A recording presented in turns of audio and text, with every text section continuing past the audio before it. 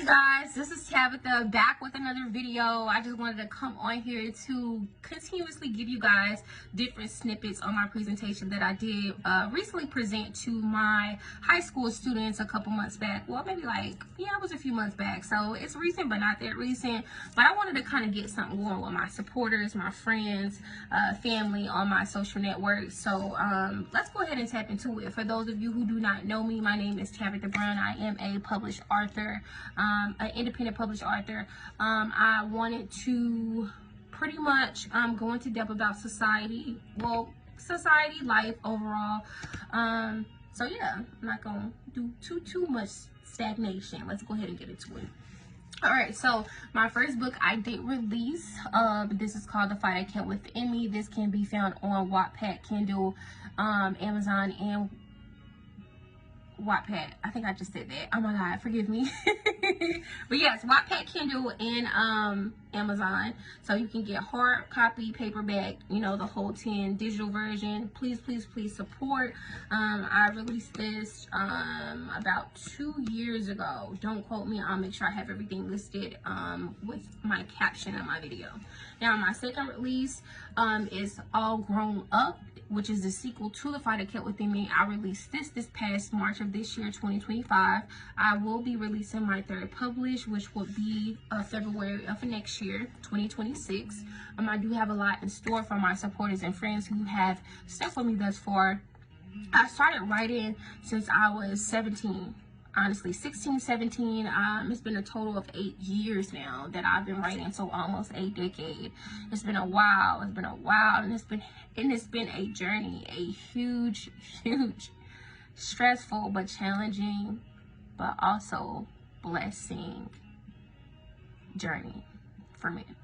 I do have my chakra bracelets and my necklaces on, so I want to just honestly promote and just give out that positive energy, because we need it nowadays. We need it. So I just want to, throw it out there. All right, let's tap in.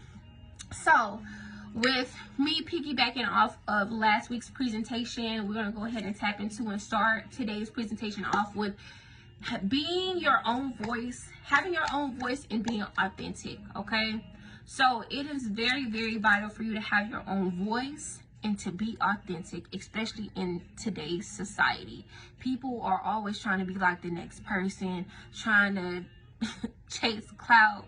Listen, it's okay to be yourself. It's okay to be yourself and to be authentic. Being authentic can get you into rooms. Putting up an image cannot. And I can attest to that. I'm telling you, being yourself will have your energy where it needs to be. And not even just that. With you trying to be like somebody else, you can't even walk in your purpose how you need to walk in your purpose.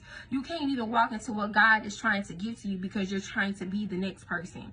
Be yourself. What's for you is for you. And it will not pass you. I'm telling you.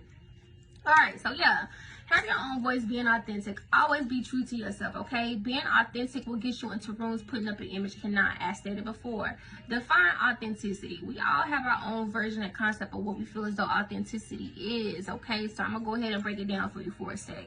Define authenticity within a person. That means the quality of being genuine, real, and true to oneself, rather than pretending to be someone else or following societal expectations.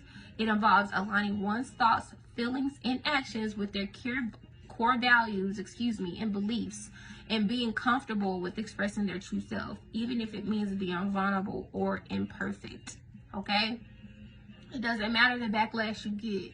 Walking and standing in your truth will always make you feel secure within self, which also helps with your confidence. Okay?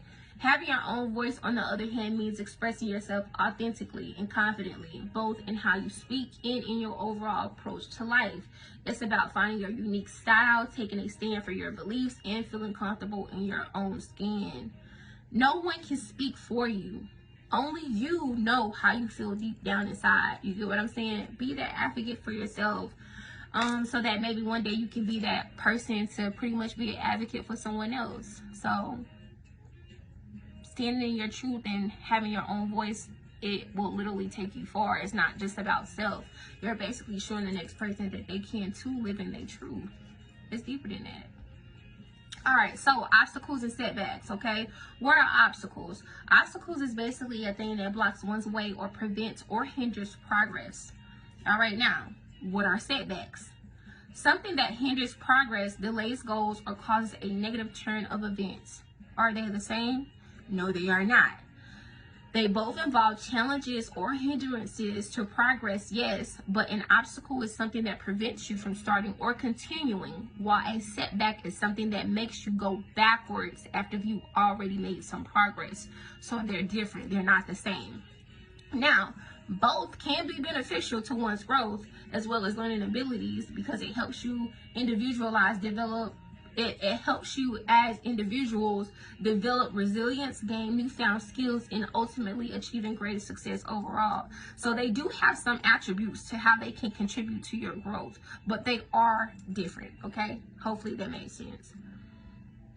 All right, so self-sabotaging. I know that I mentioned this last Sunday, but now we're finna go ahead and get into it a little bit more in depth, okay? All right, so self-sabotaging. What is self-sabotaging, okay? Self-sabotaging is intentionally or unintentionally engaging in actions or thought patterns that undermine one's progress and prevent them from achieving their goals. One more time. What is self-sabotaging? Self-sabotaging is intentionally or unintentionally engaging in actions or thought patterns that undermine one's progress and prevent them from achieving their goals, okay? Why do people self-sabotage? Have you ever just thought to yourself, like, why am I doing this? Why am I self-sabotaging something so good when I know that I've literally worked hard for this? When I've literally did what I needed to do to get to this point in my life? Why do I feel as though that I don't deserve this? Have you ever asked yourself that? All right, so let's get into it then.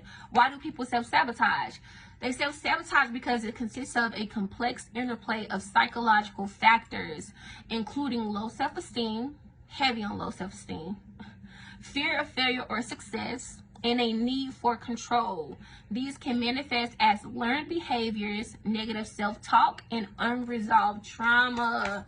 It is essential for you to heal. You will put yourself in situations to where you self-sabotage. That's why I am breaking this down. If you want to reach that next level of your life, you need to tap in. Tap in, work on self, work on inner, so that you can know what's for you and so that you can actually walk into it without self-sabotaging, okay?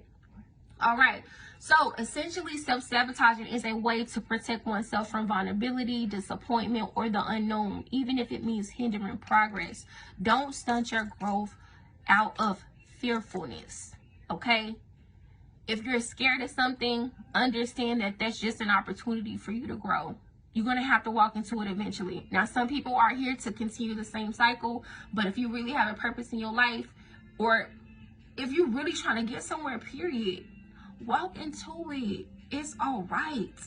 Reflect, calm down, pray about it, meditate, but don't put yourself in a predicament to where you don't walk into your challenge, because that challenge could be your potential breakthrough. That's just a test from God, just to see where your heart is. Trust him. Have faith within your walk, and he will show you that he got you. All right, so how do you overcome it? Recognizing the behaviors, understanding its root causes, and making conscious choices to redirect your actions and thoughts. This can be achieved through self-awareness, mindful practices, setting achievable goals, and building a strong support system, okay? All right, so what is success? Success is basically, well, according to the American Dictionary, it means achieving of desired results, or someone or something that achieves a positive results. Always have a game plan for your short-term and long-term goals, being as detailed as possible, as this is also vital to your success overall as an individual. While tangible achievements like wealth and recognition are often associated with success, a strong character encompassing traits like integrity, resilience, and empathy is often considered the foundation for lasting success, okay? Hopefully that made sense. All right, so good character. Good character not only helps you navigate challenges and building relationships, but it also influences how individuals make decisions and handle success. ultimately contributing to a more fulfilling, successful life. Good character can take you a long way. A lot of people will forget you, but a lot of people won't. But a lot of people will forget you, but a lot of people won't forget how you made them feel. Having good characteristics and integrity will have a person remember you. Like, for real, seriously. I still have people that I've known that I haven't seen in years, and I remember you, oh, this and that and third, just because I made them feel good about themselves. Have good integrity, have good characteristics. I'm telling you, it'll take you a long way. All right, so self-reflecting. This is huge, huge, huge.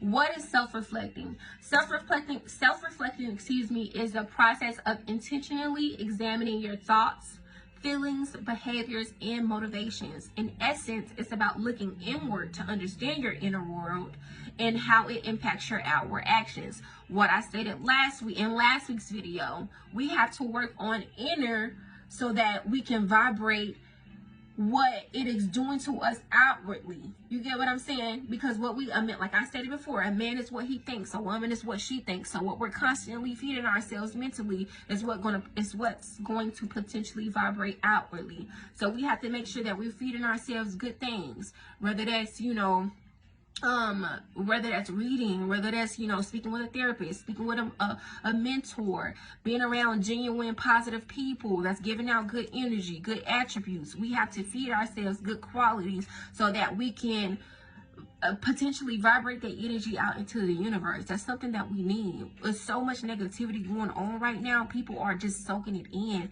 and they're just continuously making it a cycle. We don't need that. We need difference. We need differency. Like we need authenticity. We need to bring that back. Where's the authenticity within the people? We need that. Please bring it back, baby. Bring it back. All right. So how do you self-reflect? Basically, you self-reflect by incorporating practices like journaling, which is me. I'm a writer. Mindfulness and meditation, as well as by setting aside dedicated time for reflection and asking yourself thought-provoking questions. So you have to have those difficult conversations. You have to ask yourself those difficult questions, because you're not going to fully understand yourself until you actually try to understand yourself. Ask yourself those questions. Reflect. If I did something a weird way, or if I'm taking constructive criticism, actually reflect on that. Because 9 times out of 10, when people giving you constructive criticism, that is the outside looking in. Nobody's perfect. Take in what you need to take in and do what you need to do. Now, let me stop right there, because don't take advice from everybody, because everybody is not doing what they need to do. If a person is not practicing what they preach, and they are not out here doing and trying to make a better life for themselves, what I look like, or what you look like trying to take advice from somebody that ain't even doing what they need to do within their own life. Don't do that. What advice are they really trying to get you? That's just basically the blind leading the blind. Don't let nobody lead you blind. Don't do that. And that ties back into discernment. Use your discernment when it comes to stuff like that. All right. So yeah, example. If you could solve one problem. Okay, example for how to self-reflect. So if you could solve one problem in the world, what would it be? What does success mean to you? Oh, I'm sorry, y'all. Forgive me. That's the questions that I use to interact with my students. I'm sorry, y'all. So I'm gonna skip that part. All right, so accepting change. Please be able to accept change, okay? How do you accept change? How do you do that? By embracing change involves acknowledging it as a natural part of life, developing resilience, and viewing it as an opportunity for growth. Once you change your perspective, you will look at life a lot differently. A lot of people are just tied into what they were taught and how they were raised, not realizing that their parents only did the best that they could do, but that doesn't necessarily mean that what they did and how they did it was right. That's why you have to learn the Bible for yourself. That's why you have to learn life by yourself, which comes with trial and error. But you have to be willing to do the work. You can't just be out here looking for a handout. That's not how life works. You will get the end of the stick every single time with that mentality. Don't do that. It also requires accepting your fears, being flexible and adapting a growth mindset, which is what I just stated. Having an open mindset, preparing for the future, and also acknowledging the present. All of these are factors of accepting change, okay? So why are most people intimidated by this? Because that's where it's at. Why are most people intimidated by accepting change? Change can be intimidating because it disrupts our comfortable routines, introducing the unknown, and can trigger fears of failure and loss, which is something I mentioned earlier. Our brains are basically wired to seek stability and familiarity. I don't even think I pronounced that correctly. Familiarity. So when change occurs, it can disrupt that sense of predictability and create uncertainty, leading to anxiety and discomfort, which basically that's a step where a lot of people just pretty much give up. Don't do that. Like, continue pushing forward. So I'm going to give y'all a fun fact too, right? So fun fact, it can take anywhere from 30 to 90 days or even 3 to 6 months for the brain to rewire and accept change. I'm going to say that one more time. It can take anywhere between 30 to 90 days or even 3 to 6 months for the brain to rewire and accept change, depending on that individual circumstances, that being an addiction or a habit. Okay? All right, so the 5 P's of creativity. Let's tap into that creativity because we all need it in order to prosper, okay? So the 5 P's of creativity. So define creativity. Let's start with that first. So creativity is basically the use of the imagination or original ideas, especially in the production of an artistic work, okay? How do you tap into your creativity? You tap into your creativity by the 5 P's of creativity. Those are basically perception, practice, perseverance, patience, and passion. I'm going to say that one more time. Perception, practice, perseverance, patience, and passion.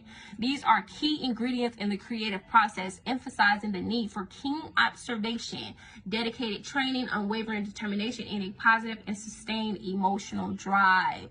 Okay, so let's break down those 5 P's, okay? So perception, pretty much being observant and attuned to the world around you, noticing details and seeking out new perspectives, Now, practice, right? So practice, regularly engaging in creative activities, honing skills, and building experience. You have to have that experience. With that experience, that brings wisdom, that brings knowledge, making you pretty much better critique your future with your actions.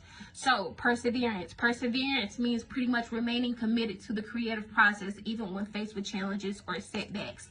It doesn't matter. Like I stated last Sunday, when you're going through life challenges, don't sit in hell. We have to go through hell. We have to go through things. We have to go through hell, which is basically us going through life's trial and errors, so that we can know how to navigate through it, so that we can know how to navigate through hell. But the goal is where a lot of people get mixed up in, because they're prone and they don't know how to pretty much deal with life. They get stagnant and they just stay in that moment and they pretty much get discouraged. Don't do that. Learn what you need to learn within that predicament and actually continue pushing forward so that you can see the lights. Keep pushing forward, okay? Patience, understanding that creativity takes time and allowing for the incubation and developmental of ideas. So patience is key.